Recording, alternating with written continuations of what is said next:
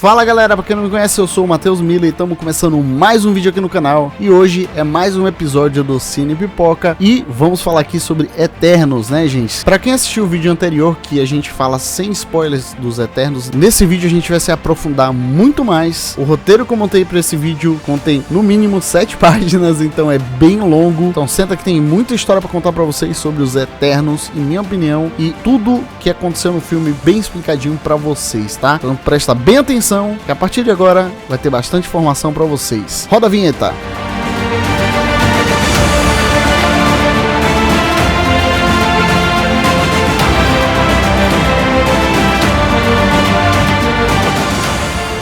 Pois é, galera, os Eternos vai sim comandar todo o universo da Marvel. É a partir de agora que a gente vai ter novas histórias e essas histórias são bem legais. Era o que já fazia tempo que faltava desde Vingadores. A gente precisava de um filme assim que empolgasse tanto e trouxesse tanta informação que a gente fica com desejo de quero mais, né? E esse filme tem tudo o que precisa para isso. É uma experiência totalmente completa Marvel. Desde Vingadores a gente não tem um filme tão incrível. E gente, o que me deixa muito triste é que a crítica passou os limites de verdade, porque o filme é muito bem feito e a crítica simplesmente deixou uma nota muito baixa, mas a verdade é que o filme é muito bom e vocês que já assistiram não tem como negar isso. O filme é uma experiência incrível, é um filme assim extremamente bem feito, bem construído, e era exatamente o que eu queria da Marvel, que eu tava esperando há muito tempo. Então eles trouxeram exatamente o que eu queria e eu acredito que muita gente queria também, né? Até parece que a crítica nem assistiu o mesmo filme. Pois é, gente, eu assisti o filme ontem e cada parte da história era surpreendente. Não tinha como esperar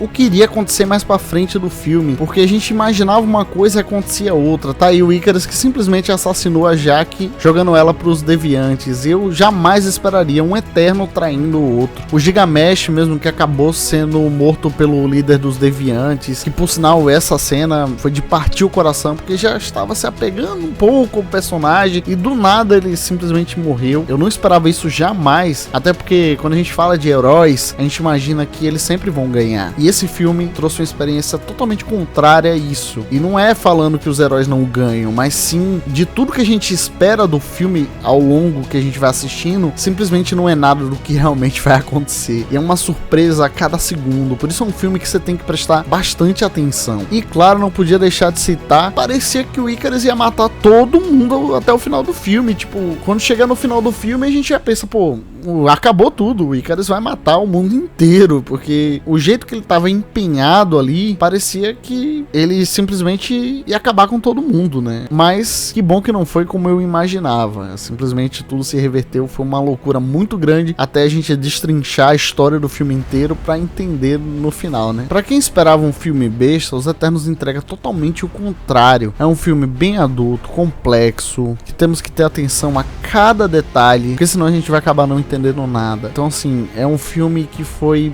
bem pensado, é um filme complexo, com certeza não é um filme besta, né gente? Para vocês entenderem um pouquinho melhor, a origem dos Eternos é baseada nos mitos gregos. Inclusive no filme, os Eternos falam que são de Olímpia, né? Mais uma referência à mitologia grega. Fora isso, os personagens são totalmente baseados nos deuses gregos, como Atena, né? Atena, o A e o Tena separado, né? É baseado na deusa Atena mesmo. Tanto que no filme ela fala que ela é a deusa da guerra. Mas um personagem que é baseado nos mitos gregos é o Phastos, que seria o deus Hefasto, que é o deus da forja, o deus da criação. E no filme ele realmente ele é o cara que é o ferreiro da equipe, né? Ele constrói as coisas. Ele constrói as armas, ele constrói os equipamentos. É um cara, assim, excepcional no filme. Ele é muito importante, né? Justamente porque ele também cria tecnologias. Ele é o cara da criação, gente. E uma coisa muito engraçada é que, como eu citei, eles falam que eles são de Olímpia. Só que na verdade eles não são de Olímpia, né? São apenas memórias que os Celestiais implantaram na mente deles. E isso realmente foi um real plot twist, né? Uma surpresa assim bem grande. A origem de tudo, na verdade, foi que os Celestiais criaram os Deviantes. Então os Deviantes foram colocados nesses planetas para que eles pudessem caçar os predadores que atrapalhavam a vida inteligente a se desenvolver. Mas esse plano de colocar os Deviantes deviantes nesses planetas acabou dando muito errado e os deviantes passaram a se alimentar justamente da vida inteligente que os Celestiais queriam que se desenvolvesse, né? Então assim os Celestiais criaram os Eternos para que os Eternos fizessem justamente o papel dos deviantes, só que dessa vez eliminando os deviantes e assim ajudando esses seres inteligentes a se desenvolver. Mas eles não podiam se envolver em nenhum conflito, eles só poderiam basicamente defender os seres inteligentes para que eles se desenvolvessem sozinhos. Então eles fizeram isso por milhares de anos, de planeta em planeta, até que nascesse um celestial de cada planeta, porque como eles deixaram bem explicado no filme,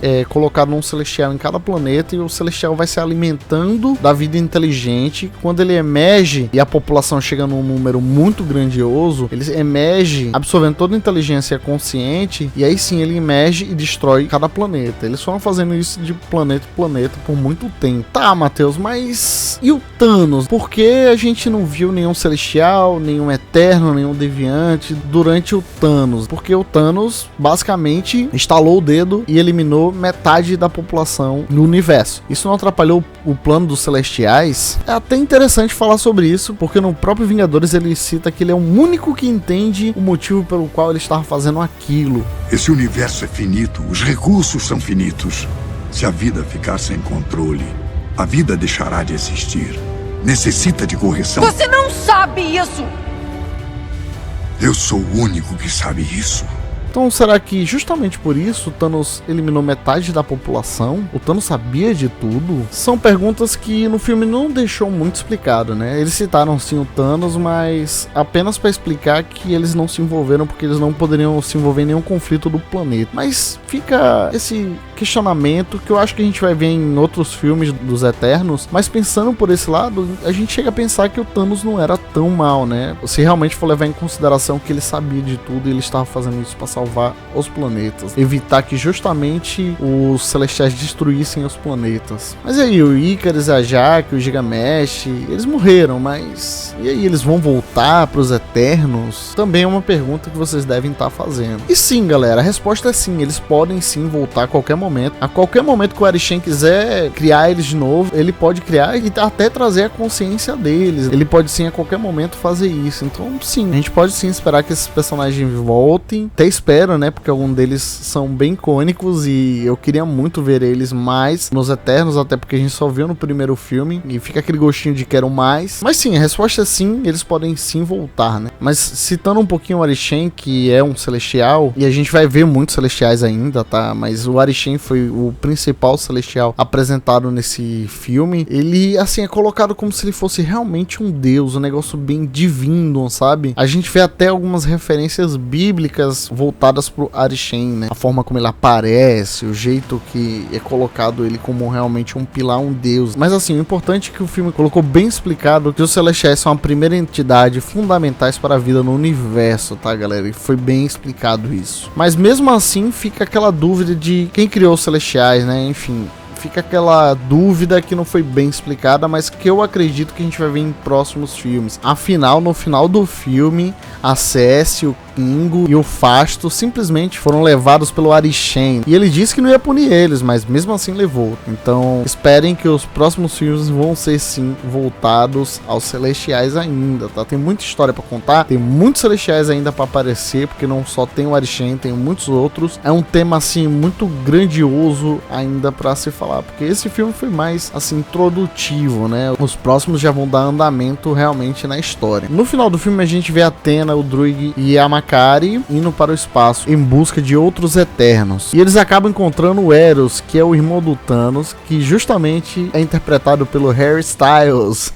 E o que eu quero dizer com isso, né, gente? Não é porque é o Harry Styles, mas sim que eles encontraram outros Eternos e que sim, existem outros Eternos aí fazendo o plano dos Celestiais, fazendo aquele serviço sujo de criar planetas para que outros Celestiais emergissem, né? Então, eles estão atrás justamente de outros Eternos para conseguir convencer eles que eles estão sendo usados pelos Celestiais. E, gente, coisa boa isso não vai dar, porque eles vão provocar os Celestiais e vai dar pauleira. E eu digo para vocês, estão provocando o ser mais forte atualmente do universo da Marvel. Então já vai deixando no comentário aí o que você acha que vai dar isso, né? Porque eu acho que coisa boa não vai dar, gente. Mas uma coisa eu não posso deixar de comentar, gente. A Eterna Athena, que é interpretada pela atriz Angelina Jolie, em grande parte do filme, ela não foi aproveitada. E eu digo isso porque a gente sabia, foi apresentado que ela tinha um potencial gigantesco e a gente acaba não vendo tudo isso no filme. Eu acredito que ela poderia ser até a mais forte dos Eternos, porém ela estava quebrada.